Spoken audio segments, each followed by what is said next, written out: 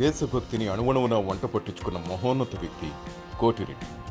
ఆయన స్వాతంత్ర సమరయోధుడే కాదు, కలియుగ హరిశ్చంద్రుడు కూడా. చిత్తూరు జిల్లా మదనపల్లిలోని నారాయణ చెరువులో 1889లో జన్మించారు కోటిరెడ్డి.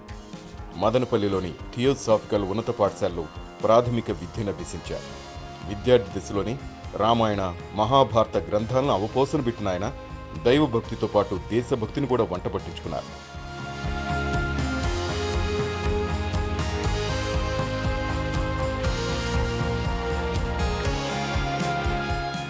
మద్రాసులోని క్రైస్తవ కళాశాలలో డిగ్రీ పూర్తి చేసి లండన్, ఆక్స్ఫర్డ్ యూనివర్సిటీ నుంచి ఎల్ఎల్బి పట్టా పొందారు.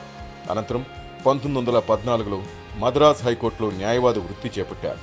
ఆ వృత్తిలో అబద్ధాలు చెప్పాల్సి రావడంతో తనకు సరిపడదని ఆ వృత్తిని వదిలేసి మద్రాసు నుంచి కడపకు మకాం మార్చారు.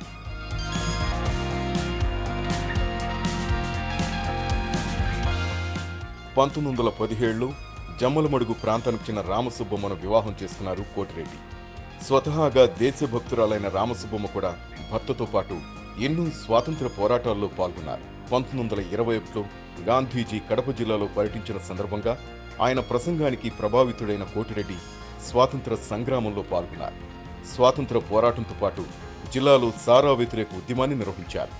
సారా ఉద్యమం వల్ల ప్రభుత్వానికి నష్టం జరిగిందంటూ 1921లో బ్రిటిష్ ప్రభుత్వం ఆయనకు జైలు శిక్ష విధించింది. మళ్లీ ప్రభుత్వ వ్యతిరేక ఉద్యమాల్లో పాల్గొనేందుకు 1922లోనూ జైలుకు పంపించింది.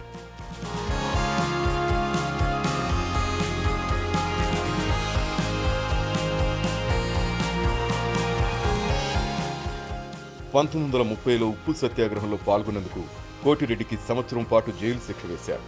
ఆయన వెనక్కి తగ్గిన కోటిరెడ్డి రెట్టించిన ఉత్సాహంతో శాసనోల్లంఘన ఉద్యమంలో పాల్గొని జైలుకెళ్లారు. జైలు నుంచి విడుదలైన తర్వాత క్విట్ ఇండియా ఉద్యమంలో భాగంగా పల్లె తిరిగారు. ప్రభుత్వానికి వ్యతిరేకంగా పనిచేస్తున్నాడని మరోసారి జైలుకు పంపింది బ్రిటిష్ ప్రభుత్వం. వీటిని కూడా లెక్క చేయని కోటిరెడ్డి తన పోరాటాన్ని కొనసాగించారు. 1927లో స్వరాజ్య పార్టీ నుంచి 1929లో స్వతంత్ర పార్టీ అభ్యర్థిగా ఎన్నికైన కోటిరెడ్డి అసెంబ్లీలో అడుగుపెట్టారు. అనంతరం బ్రిటిష్ విధానాలకు వ్యతిరేకంగా రాజీనామా చేశారు. స్వాతంత్ర్యం అనంతరం 1952లో కడప నియోజకవర్గం నుంచి, 53లో లక్కిరెడ్డిపల్లి నియోజకవర్గం నుంచి కాంగ్రెస్ అభ్యర్థిగా ఎన్నికయ్యారు.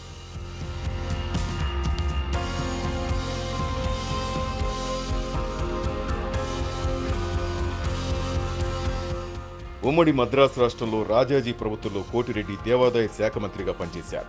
ఆ సమయంలో మధుర, శ్రీరంగం, తిరునల్వేలి దేవాలయాల్లో హరిజనులకు ప్రవేశం కల్పించారు. ప్రత్యేక ఆంధ్ర ఉద్యమంలో కీలక పాత్ర పోషించారు. భాషా ప్రాతిపదికన తెలుగువారికి ప్రత్యేక రాష్ట్రం కోసం ఉద్యమం చేశారు. 1953లో కర్నూలు రాజధానిగా ఏర్పడిన ఆంధ్ర రాష్ట్రంలో టంగుటూరు ప్రకాశం పంతులు మంత్రివర్గంలో రెవెన్యూ శాఖ మంత్రిగా పనిచేశారు. రాయలసీమ అభివృద్ధికి తన వంతు తోడ్పాటనిచ్చారు. 1930లో జరిగిన శ్రీబాగ్ ఒడంబడికలోనూ కీలకంగా వ్యవహరించారు. 1925లో ఆంధ్ర విశ్వవిద్యాలయం స్థాపనకు కృషి చేశారు. తిరుపతిలో ఎస్వి యూనివర్సిటీ ఏర్పాటులో తన వంతు పాత్ర పోషించారు.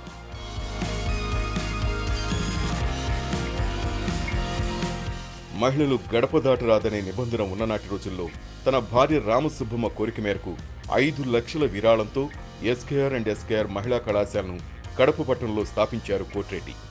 1970 దశకాల్లో కడపలో కేవలం ఒక ప్రభుత్వ మహిళా జూనియర్ కళాశాల మాత్రమే ఉండేది. విద్యార్థినులు తమ డిగ్రీ చదువులు చదవాలంటే పురుషుల కళాశాలలో కానీ లేదా ఇతర ప్రాంతాలకు వెళ్ళి తమ డిగ్రీ పూర్తి చేయాల్సి వచ్చేది. ఈ ఇబ్బందులతో తల్లిదండ్రులు పరాయి ప్రాంతాలకు తమ పిల్లలను పంపలేక ఇబ్బంది పడేవారు.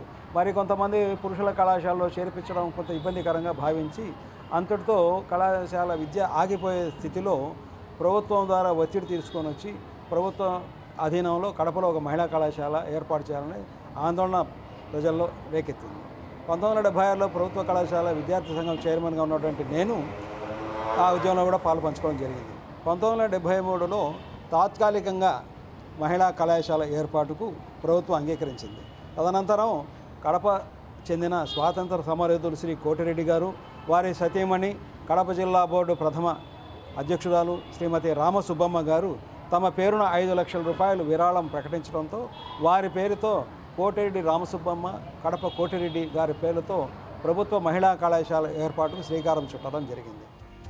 ఇలా ఎన్నో రకాల సేవలను ప్రజలకు అందించిన కోటిరెడ్డి 1981లో తుది శ్వాస విడిచారు. ఆయన సేవలకు గుర్తుగా ఆయన విగ్రహాన్ని కడప పట్టణ నడిబొడ్డును ఏర్పాటు చేశారు. కడపలో ఇటు నుంచి ఎటు వెళ్లాలన్నా కోటిరెడ్డి సర్కిల్ మీదుగానే వెళ్ళాలి. ఇప్పటికీ కోటిరెడ్డి దంపతుల పోరాటాల గురించి, వారి సేవల గురించి స్థానికులు కథలుగా చెబుతారు.